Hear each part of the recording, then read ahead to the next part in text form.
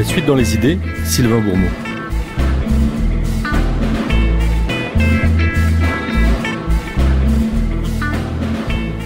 Dans une publicité demeurée célèbre pour une marque de rillettes, produit sartois s'il en est, un homme BCBG, bien pensant au vrai sens du terme, s'exclamait « Nous n'avons pas les mêmes valeurs ».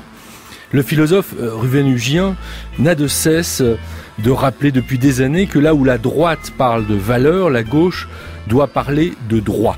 Le débat autour du mariage pour tous a offert une belle illustration de ce constat. Ce sont des valeurs, ces valeurs que la droite brandissait contre l'instauration d'un nouveau droit, celui du mariage pour les couples de même sexe. Mais cette réfutation philosophique de l'usage politique du terme de valeur ne signifie pas ipso facto qu'elle n'offre pas aux sciences sociales un objet à étudier, et ce, d'autant plus qu'à mesure que les institutions et les droits s'affaiblissent, le discours en termes de valeurs prolifère. Alors, avec des valeurs, une approche sociologique, Nathalie Hennig s'est penchée sur la question des valeurs. Elle est aujourd'hui l'invitée de la suite dans les idées.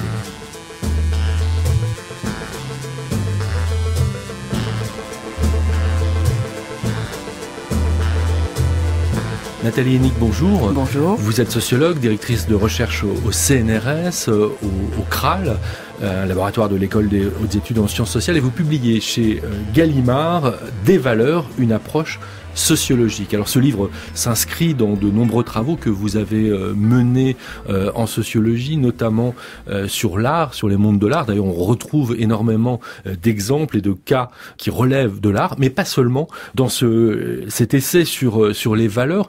Un mot qui a occupé une place importante dans les sciences sociales, dans la sociologie pendant longtemps, et qui a eu tendance peut-être à disparaître un peu. On le voyait encore présent dans la sociologie électorale, par exemple, mais il a eu tendance à disparaître, comme si ce mot est assez chargé. Je le rappelais dans mon chapeau, politiquement il y a des usages du mot qui sont différents. Ça ne veut pas dire que ce qu'il recouvre et qui est complexe, et vous revenez sur les différents sens au fond du mot valeur, ne doivent pas préoccuper le sociologue. Qu'est-ce qui fait que vous vous êtes intéressé à la valeur? C'est précisément le monde de l'art, le fait de valoriser, de trouver comment se constituer la valeur des œuvres, qui ne peut pas être ramenée uniquement au prix auquel elles sont échangées, ces œuvres, dans les salles de vente par exemple? Alors c'est vrai que le monde de l'art fournit des cas tout à fait spectaculaires de discordance entre la valeur financière d'une œuvre et puis la valeur qui lui est attribuée au sens esthétique notamment.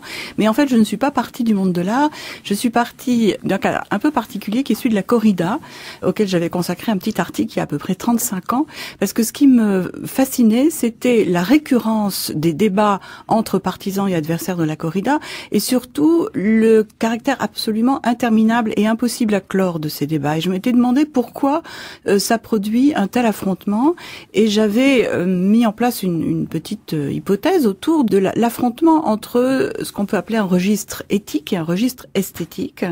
Le problème étant que ces deux registres de valeurs sont tellement incompatibles et incommensurables que ceux qui disputent ne peuvent pas se comprendre et du coup ne peuvent absolument pas parvenir ni à un accord ni à un compromis, parce qu'on a vraiment deux cas de modèles d'attribution de valeurs qui ne peuvent pas se concilier. Et du coup, je m'étais mise à faire une petite collection de cas d'affrontement entre registre éthique et registre esthétique, éventuellement dans le domaine de l'art, mais pas seulement. Et c'est ça qui est, notamment avec les cas de censure, évidemment, qui est un modèle magnifique pour cet affrontement. Et c'est ça qui, peu à peu, m'a amené à réaliser que éthique et esthétique ne sont que deux registres parmi au moins une quinzaine d'autres, et que on peut parfaitement dresser une sorte de répertoire des types de valeurs que les acteurs peuvent mobiliser dans leurs discussions, dans leurs débats, surtout dans leur processus d'évaluation. Alors du coup, on se dit au fond, les valeurs, on fait appel à elles quand précisément on se trouve dans des situations de dispute fortes. Alors c'est vrai que c'est un biais, une tendance qu'ont les sciences sociales depuis quelque temps de s'intéresser particulièrement à ces controverses. D'ailleurs, un biais que les sciences sociales peuvent partager à certains égards avec le journalisme, qui a tendance toujours évidemment à plus s'intéresser aux trains qui déraillent qu'à ceux qui arrivent à l'heure, alors qu'après tout, un sociologue n'a pas de raison de s'intéresser plus aux uns qu'aux autres. Donc en fait, on parlerait de valeurs quand il y aurait des désaccords, alors que quand les choses vont bien, qu'elles sont institutionnalisées, au fond, quand il y a consensus, les valeurs seraient masquées en quelque sorte. En tout cas, elles ne sont plus nécessaires. Les gens n'ont pas besoin de recourir au vocabulaire des valeurs lorsqu'il y a état de paix, lorsqu'on s'entend bien, lorsque il n'y a pas de discordance entre, par exemple, les actes et les propos. Et du même coup, la question des valeurs n'est pas du tout quelque chose qui serait artificiel ou arbitraire, comme une partie des sciences sociales tendent à le considérer, mais c'est un outil que les acteurs savent parfaitement utiliser lorsqu'il y a justement dissonance, discordance, désaccord. Et c'est cet outil que j'essaie simplement de décrire d'une façon neutre, bien sûr, puisque ça n'est pas mon rôle de dire ce que devraient être les vraies valeurs. C'est pas, pour moi, je ne fais pas de la sociologie. C'est pas le propos de ce livre, non. Je ne sais pas de la sociologie morale, c'est encore moins de la philosophie morale. J'essaye simplement de décrire ce qu'elles sont pour les acteurs et de montrer que la mobilisation des valeurs répond à des structures très fortes, à une sorte de mode d'emploi quasi grammatical, que les acteurs savent en général très bien mobiliser, sauf qu'ils n'en ont pas forcément la description précise, exactement de même que nous savons mobiliser les structures de la langue pour parler sans forcément connaître les règles grammaticales que les grammairiens mettent en évidence. En revanche, je ne suis pas d'accord avec l'idée que les valeurs seraient plus de droite que de gauche. La question des droits, par exemple, elle est basée sur des valeurs, notamment la valeur d'égalité. Donc le droit n'est qu'une formalisation juridique de systèmes de valeurs, et derrière des lois, et notamment derrière des revendications de droit, on peut toujours retrouver les valeurs sous-jacentes, et ces valeurs ne sont certaines sont contextuellement davantage mobilisées par la droite ou davantage mobilisées par la gauche, mais la notion même de valeur n'est pas connotée politiquement. Non, mais ce qu'on peut dire, c'est que l'institution d'un droit peut, d'une certaine façon, au moins temporairement, clore un débat en termes de valeur, puisque le droit est inscrit. Or, je voulais revenir là-dessus. Vous notez comme une hypothèse, au fond, pour tenter d'expliquer cette impression de résurgence d'un débat fort en termes de valeur. Alors, vous listez plusieurs hypothèses. Cet affaiblissement institutionnel, mais vous en notez une autre qui a trait aux transformations, finalement, peut-on dire, de l'espace public, qui tiennent à l'apparition des réseaux sociaux, de la possibilité pour tout un chacun désormais, et pas seulement pour les professionnels du journalisme ou de la communication, de s'exprimer publiquement, et donc d'exprimer quoi ? Par définition, des opinions. Des opinions qui sont des jugements de valeur. Notre vie sociale est saturée de jugements de valeur. Il suffit d'écouter les gens à la sortie du cinéma. Ils passent leur temps à dire ce qu'ils pensent d'un film. Ce sont des opinions, des jugements de valeur.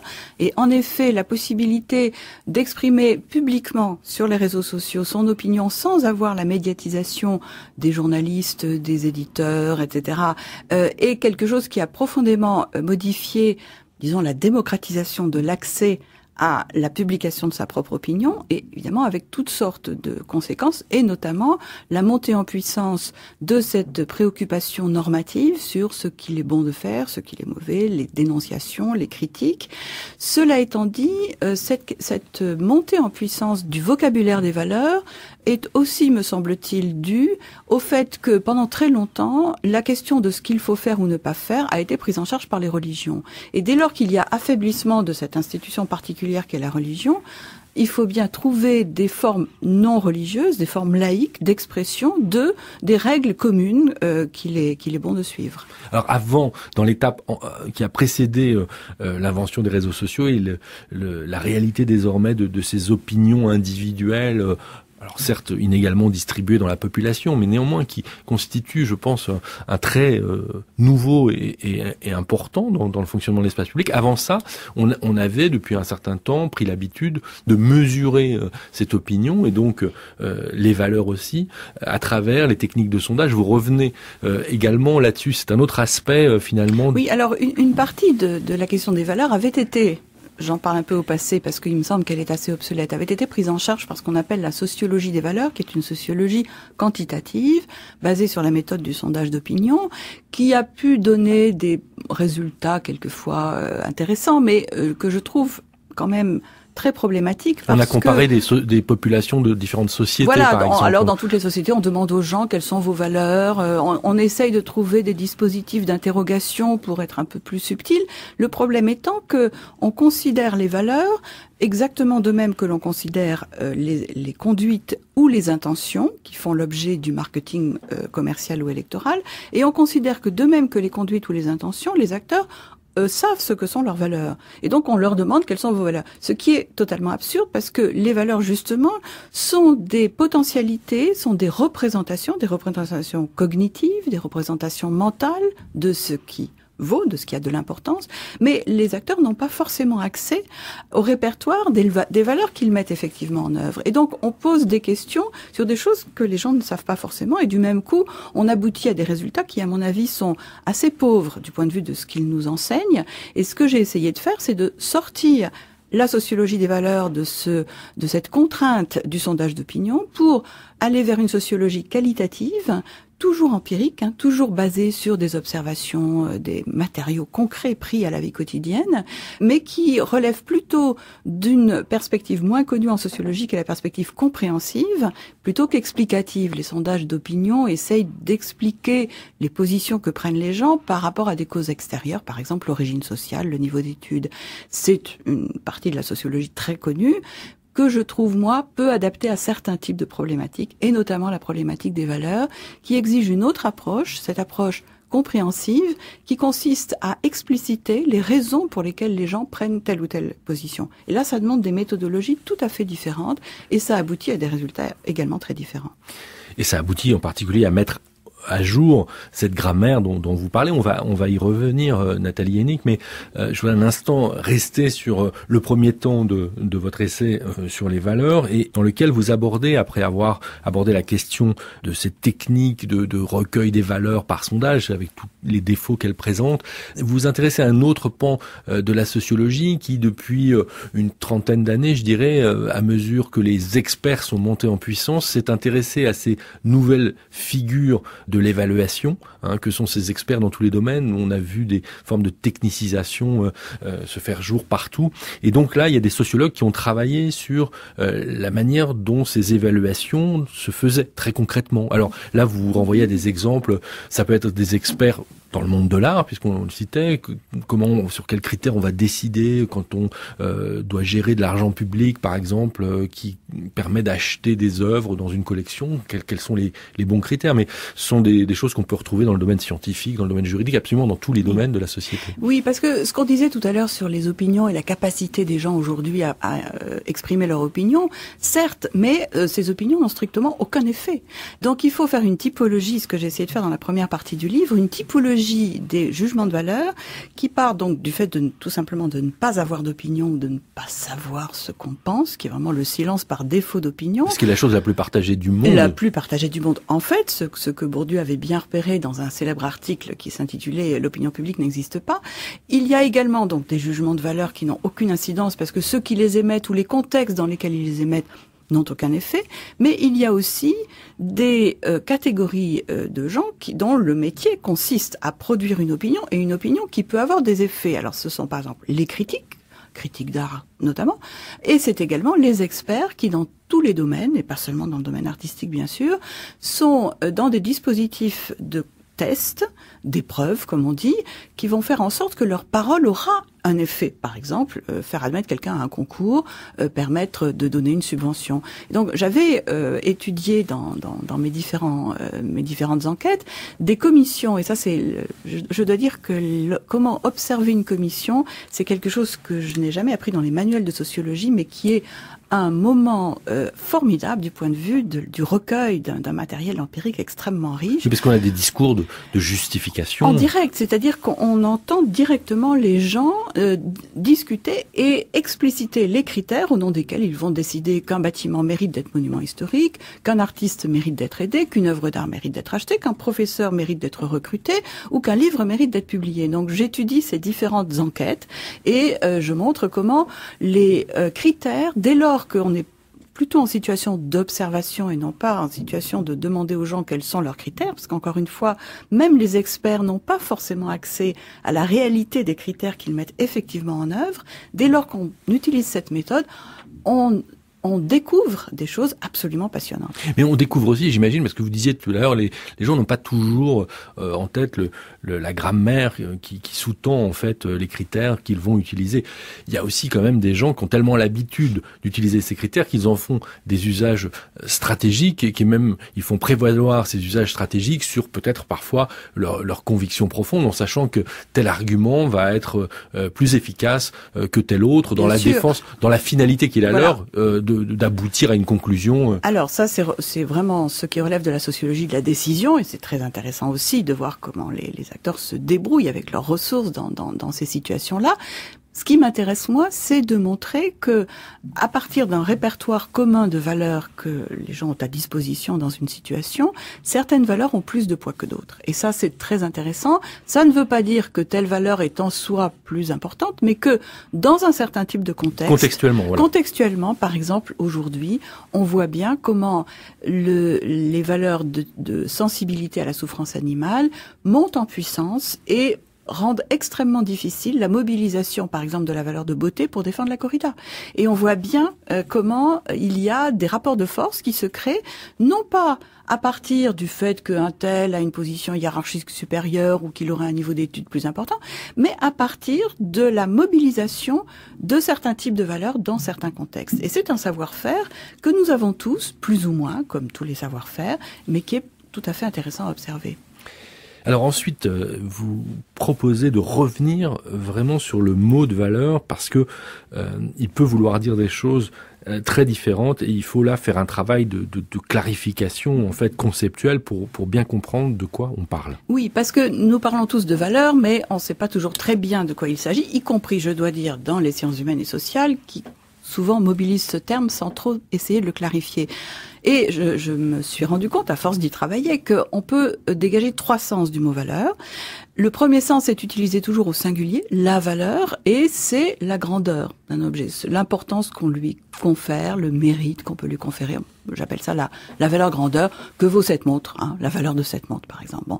Le deuxième sens, c'est la valeur au sens d'un bien, c'est la valeur attribuer à un objet qui va du même coup faire de cet objet une valeur, au sens où on dit une montre de valeur est une valeur dans un patrimoine, une somme d'argent est une valeur, et on peut aussi avoir des valeurs dans ce sens-là qui sont non seulement des objets concrets, c'est-à-dire des biens ou des marchandises, mais aussi des objets abstraits comme par exemple la paix, la démocratie, la République, et c'est là qu'on voit arriver le sens le plus habituel du mot valeur, qui est celui utilisé par les politistes et par les hommes politiques et aussi par la philosophie morale. Est-ce qu'il faut mettre au premier plan le vrai, le bon, le beau, etc., etc. Bon, là, on a tout un répertoire de philosophie morale et de philosophie politique qui est assez bien connu. Mais on oublie souvent le troisième sens, et c'est celui qui m'a le plus intéressé, c'est celui que je creuse vraiment dans la troisième partie,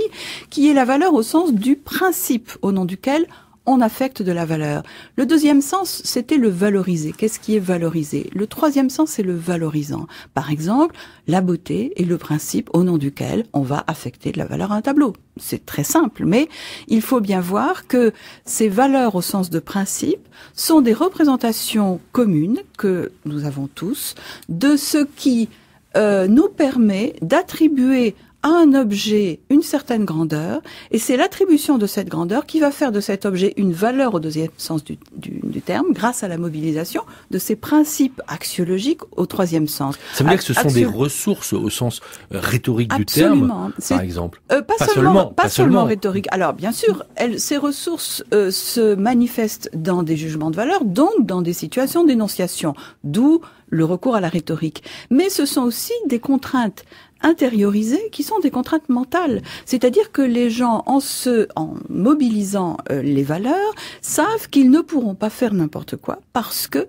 leurs actes doivent un minimum correspondre à tel ou tel type de valeur. Donc ce sont à la fois des ressources et des contraintes que nous possédons tous, mais que nous mobilisons de façon différente selon le sujet du jugement de valeur qui parle, selon l'objet du jugement de valeur, de quoi on parle, et les objets ont des propriétés qui incitent plus ou moins à mobiliser à leur propos telle ou telle valeur, et aussi, et on l'oublie beaucoup, le contexte dans lequel on parle. Les dispositifs, par exemple, d'évaluation, que ce soit des enseignants ou de n'importe quelle personne, sont des contextes qui n'autorisent pas la mobilisation de n'importe quelle valeur dans n'importe quelle circonstance. Et donc c'est cette trilogie du sujet, de l'objet et du contexte de l'évaluation qui va faire en sorte que une valeur sera conférée à un objet au nom de valeur au sens de principe d'évaluation. Et c'est comme ça que se fabrique un univers axiologique. Axiologique, c'est l'adjectif forgé sur le grec axios, qui veut dire valeur. Il n'y a pas malheureusement en français d'adjectif qui est forgé sur valeur,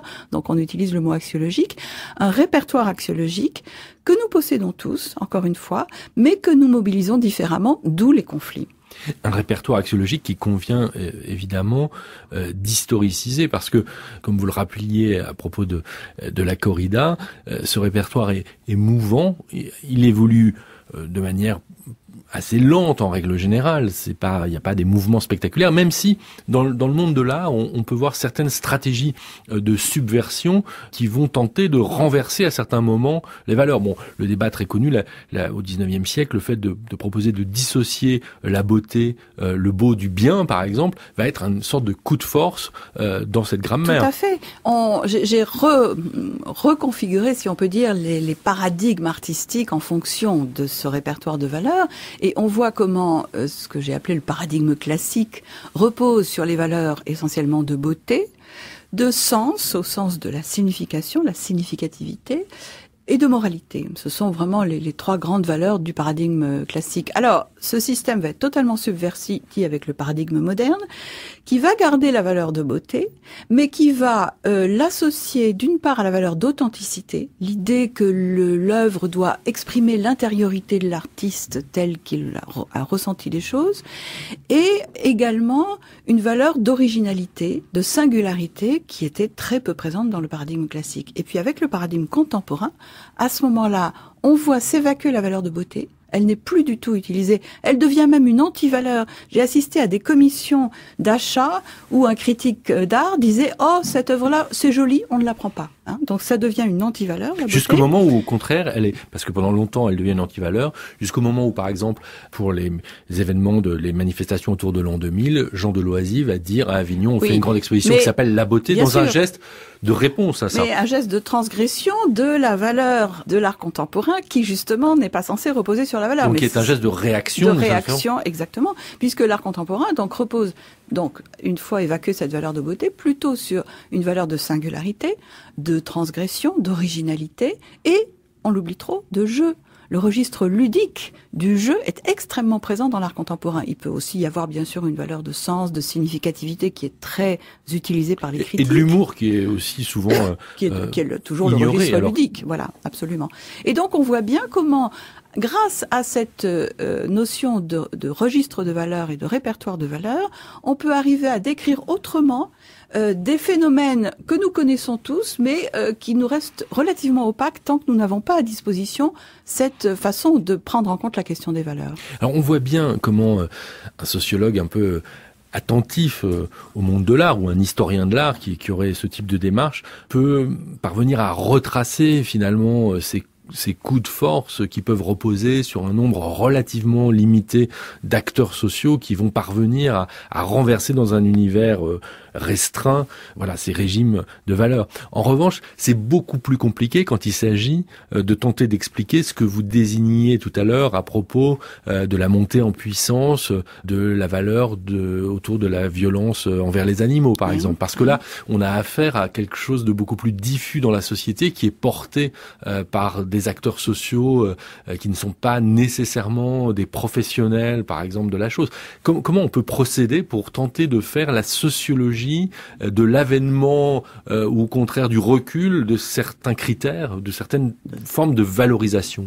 Alors, on peut observer les débats, c'est évidemment le premier outil du sociologue, et en observant les débats, d'abord, on regarde s'il y a ou pas débat, et on s'aperçoit que pendant longtemps, il n'y a pas eu de débat autour de la question de la souffrance animale, ou très peu.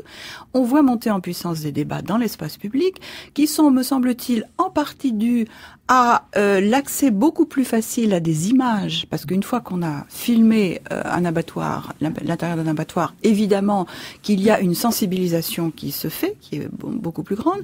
Il y a aussi des mobilisations associatives, donc il y a toutes sortes d'outils que les acteurs utilisent pour faire valoir justement ce qui, à leurs yeux, mérite d'être protégé ou défendu, et notamment la sensibilité à la souffrance animale est devenue, au nom d'une valeur éthique, de moralité, on est vraiment là pour le coup dans l'éthique, c'est la valeur aussi qui anime les opposants à la corrida, qui devient donc quelque chose de très puissant, et par rapport à quoi les réponses de ceux qui sont mis en cause sont assez compliquées à développer, parce que il faut y opposer d'autres types de valeurs, par exemple la valeur de profit. Si on ferme les abattoirs, on ne gagnera plus d'argent et il y aura des gens au chômage, et là on va avoir une valeur civique, la défense de l'emploi. Bon, et donc les choses ne sont jamais complètement simples. On a des intérêts divergents qui sont portés chaque fois par des valeurs divergentes. Mais ce que je veux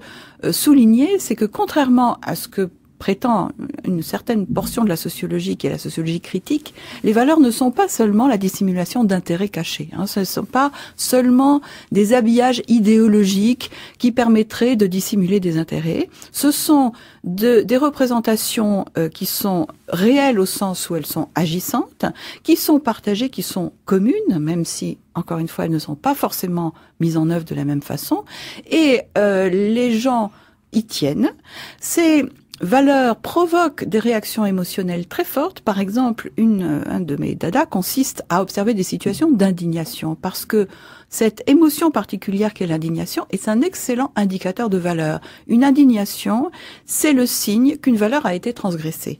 Et on peut parfaitement réinterpréter les mobilisations collectives sur la base d'indignation en fonction des valeurs que les acteurs estiment avoir été transgressées. Ce sont d'excellents Ou à l'inverse, l'absence d'indignation, là où on aurait pu s'attendre à en trouver. Absolument, absolument. Mais évidemment, pour le sociologue, une absence d'indignation, c'est pas facile à étudier par définition, parce qu'il n'y a rien à voir. En revanche, une indignation avec des manifestations publiques, des posts sur les réseaux sociaux, etc., c'est un matériau extrêmement riche. C'est aussi le matériau que j'avais utilisé en travaillant sur les rejets de l'art contemporain, puisque ce sont ces réactions d'indignation face à l'art contemporain qui m'avaient amené à traiter l'art contemporain en fonction de cette question des valeurs. Merci beaucoup, Nathalie Hennig. Je rappelle le titre de votre livre, Des valeurs, une approche sociologique. Il est publié aux éditions Gallimard.